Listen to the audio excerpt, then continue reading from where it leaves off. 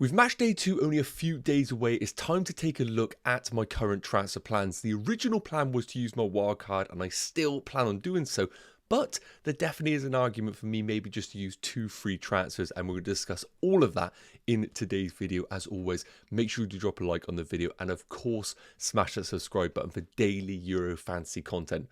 Enough waffling, let's get into today's video. So a quick recap on how match day 1 is currently going for the team. 49 points, which I'm pretty content with because there haven't been many clean sheets to be had in the Euros so far. And looking at how my team performed, I had the captaincy of Florian Wirtz on day 1 and I decided to stick with the captaincy because I felt 10 points as a midfielder was my kind of point that I was happy to sit with. And I think I'm going to stick with that because I didn't go for Harry Kane in day 3, which obviously looking at his 2-pointer was the right decision. There's been a good performance from Christian Eriksen with that 10-pointer and Trent Alexander-Arnold with the 7-pointer. But the rest of the team, a little bit disappointing. Now, looking ahead to the rest of match day 1, we've got the Belgian trio featuring today. I'm hoping we get a big scoreline there. I'm expecting big things from the Belgium team. And of course, I have all of my subs to come in. The only real deliberation that I do have is whether I bring in Costa for Verbruggen, because the 4 points for Verbruggen, while it isn't ideal, is still points in the bag. So that is the real debate to be had.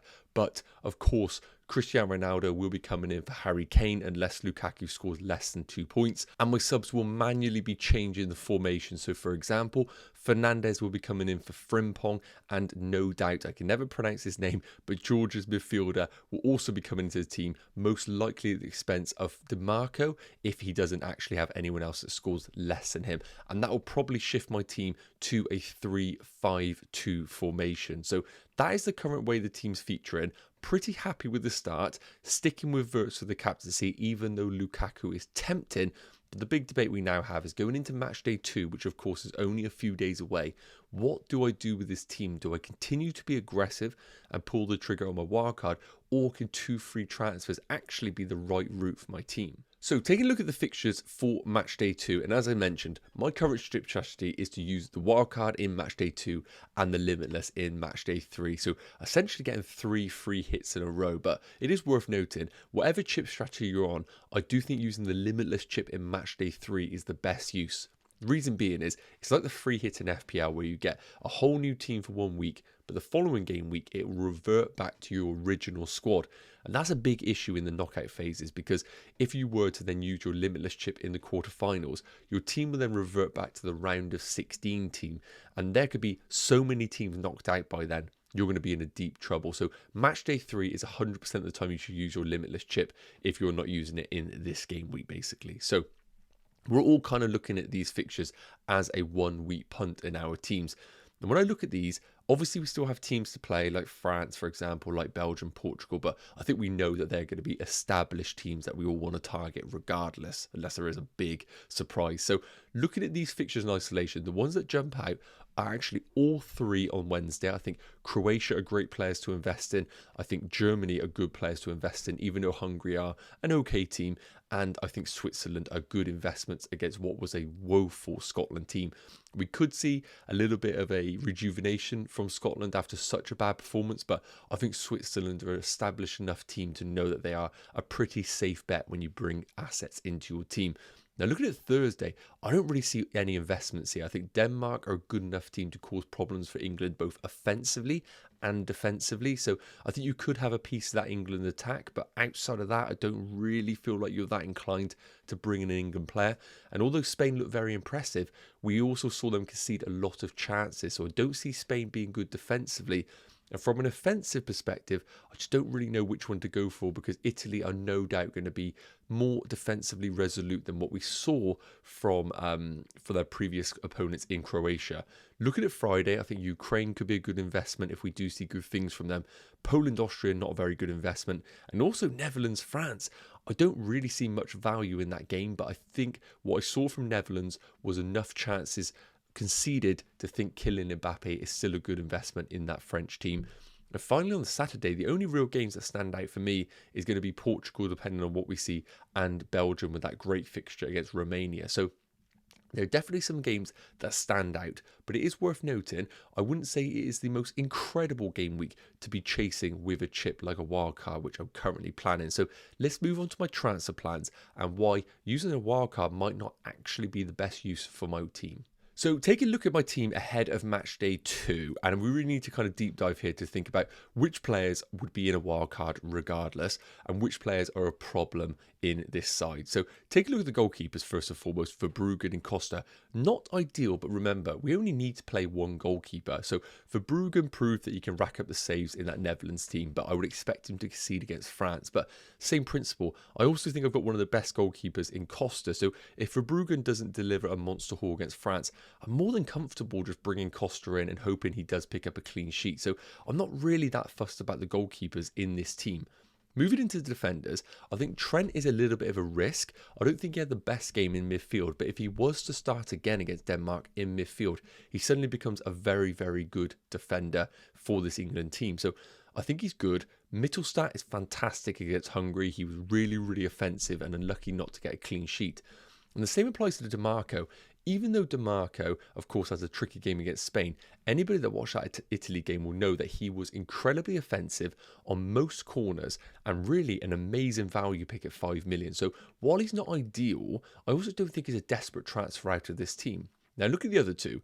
De Coupe is a problem because if he starts for Belgium, that's great. But there is rumours that he'll come straight back out the team when another player is available from injury. So we need to be cautious of that because this team could be one of those where it's either incredible or he gets rotated, Trent comes out the team, and then it's starting to look a little bit of a problem. And when your fifth defender is Frimpong, this is the most desperate transfer out of the entire game. We could see him start against France, but even if he does, it really isn't an ideal defender, especially at 5.5 million. So of the defenders, the one transfer I definitely would have to focus on is bringing Frimpong out of that side. Now, looking at the midfielders, Trossard is great against Romania unless anything bad happens or we see him get benched in that game. I think Wirtz, fantastic for his game against Hungary, although I will say I think Gundogan was actually the most impressive for me, even though Musiala was getting all the plaudits. We of course have the Georgian midfielder here. I think he's absolutely fine for the Czech game. I'm just not going to pronounce his name because I always do butcher it. But if I had to try and pronounce it, we're going to go for Chakvetezes. That's how we're going to go for. But 4.5 million. Obviously, we haven't seen Georgia play yet, but he's absolutely fine to keep in the team as a cheap enabler. Bruno Fernandes against Turkey, perfectly fine. Would probably be in a wildcard team. And then we've got Christian Eriksen. Now, not ideal against England, who we are expected to be defensively good, but we need to remember, most likely on penalties, on most set pieces, anyone that watched that Denmark game will know he was making fantastic third-man runs. So it's not the end of the world having Christian Eriksen in my team. And then finally, the forwards. Lukaku against Romania is great. Harry Kane against Denmark. I know he had I think he had a great game, by the way, against Serbia, but it was very much a target man game, drawing free kicks.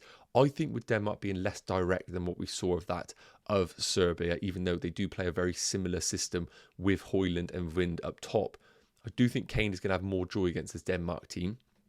But of course, he will be up against a back three again, so we might see the same sort of thing. But Kane's absolutely fine for match day 2. And then Cristiano Ronaldo against Turkey, where the only worry will be if he starts in match day 1 and he doesn't have the legs to feature a few days later. That's the only concern. So, as you can see, I actually think my team's looking okay going into the week. Based on the fixtures that we mentioned previously, I am missing a few pieces of the pie, but I actually think this team could roll without a wildcard. So let's take a look at what I'll do with my 2 free transfers, because remember, we get 2 transfers each match day. And then I'll show you a wildcard draft to compare and decide whether the wildcard is truly worth it. So here's how my team is looking with the 2 intended free transfers if I were to go down that route. So the plan right now is to get rid of Frimpong in defence because he is an issue. Even if he does play against France, I'm not expecting much from him. So he was a 1-week punt in match day 1, didn't pay off, unfortunately. So I think Gvardiol in this Croatian team against Albania is a decent investment. Now, he is the same price at 5.5 million, but he was actually quite offensive for Croatia. He kind of played how he does for Man City, and that was actually really good value from what I saw from him. Albania, though, I will say, will cause problems for Croatia, I do believe. I think they did have a decent defence, Croatia, but I think they are there to be had, and I think Albania showed enough in the final third to suggest they could cause problems. But nonetheless, I think Gvardiol was probably the pick of the bunch for this one game week in isolation if I was to go there for my free transfer, knowing that I'm using my limitless chip in match day 3. The other transfer that I would probably consider doing is going to be Christian Eriksen for Gundogan. Now, I know Musiala got all the plaudits.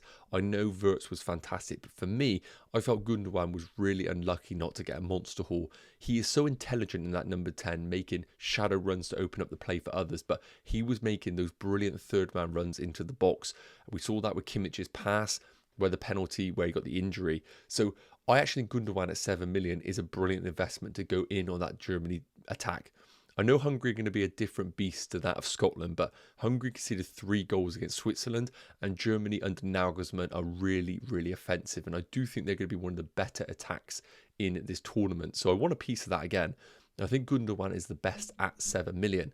When we look at the rest of the team, as I've already discussed, the only team that I don't have investment in, that I'm a little bit scared about, of course, is going to be France, but that's always going to be the case.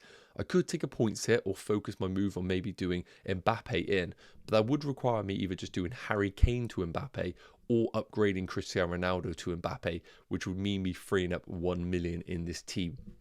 Haven't ruled that out completely, because I do think Netherlands are there to be gossed at defensively, and I think Mbappe, of all people, could capitalise on that. But looking at this team right now, if I was to use my 2 free transfers, bringing Gundogan for that fixture against Hungary, bringing Gvardiol for the game against Albania, I'm really content with this team. And even though it would be slightly different in a wildcard draft, and I will show you that, I don't think this team then actually screams out that it's desperate for a wildcard, and that's the big debate I have right now.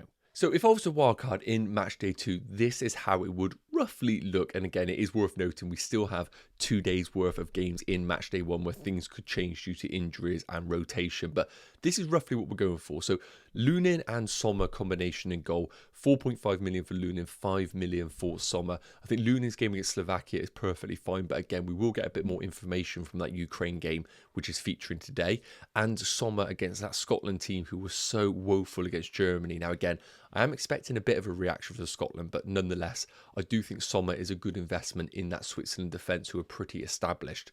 In terms of the defenders, I think Mittelstadt sticks regardless at 4 million. He's too good value. He was really, really offensive in that Germany team.